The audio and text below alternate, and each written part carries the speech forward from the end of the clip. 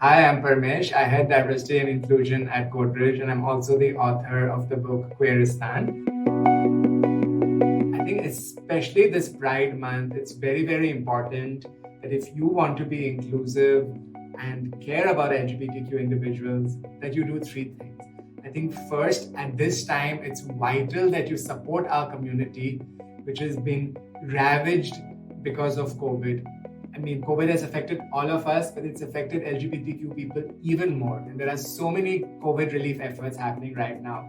So as an organization, especially if you're doing Pride Month celebrations and so on, the best way you can do is by caring for the community and by participating in many of these efforts, right? Another thing that you can really do is hire more and more queer people. Queer people are talent, they're incredible. Hire us in your organizations full-time as consultants in whichever way possible, and enable us to come on board and help you on your own inclusion journeys as well. And the third is really make sure that all your D&I efforts are comprehensive. Policies, programs, collaborations. Good D&I is a mixture of having the hardware as well as the software, right? So you have all of this and you create an inclusive culture. And a great way of doing that is by actually engaging with communities. So if you want to be a company which is recognized for your LGBTQ policies and programs, work with LGBTQ people. It's not rocket science, right? These are actually the best practices that you can follow. Pride Month is not about rainbow flags. It's not about hashtags. In my book, I have a chapter, an entire chapter, which says that we want your jobs, not your Instagram filters, right?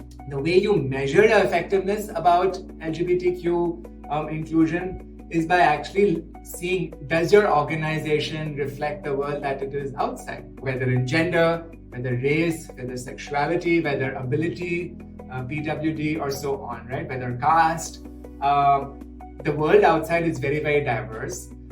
Does your organization look like the world outside? And how inclusive are you of an atmosphere are you able to create? Are people who are within your organization, are they comfortable? Do they feel that they belong? And so on. Is senior leadership talking about inclusion all the time?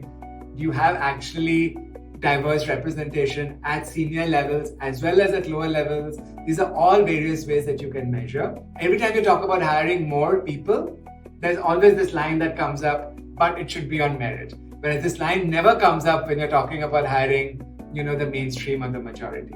And that to me is something that we all need to work on. This idea of merit, this idea of, who is deciding what merit is, who is deciding what merit looks like. Is it also a framework that has been set by the majority?